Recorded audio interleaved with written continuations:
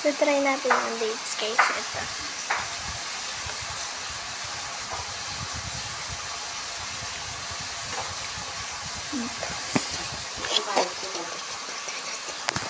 Ano siya naga? Ano lang i-rate ko dito?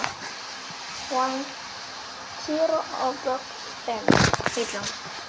Ito naman.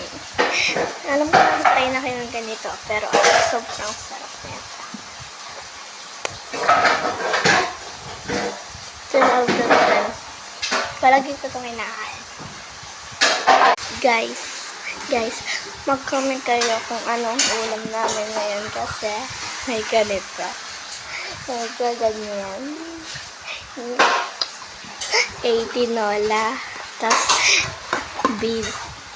Adobo. Yun. Dalawa lang. Sige, bye-bye.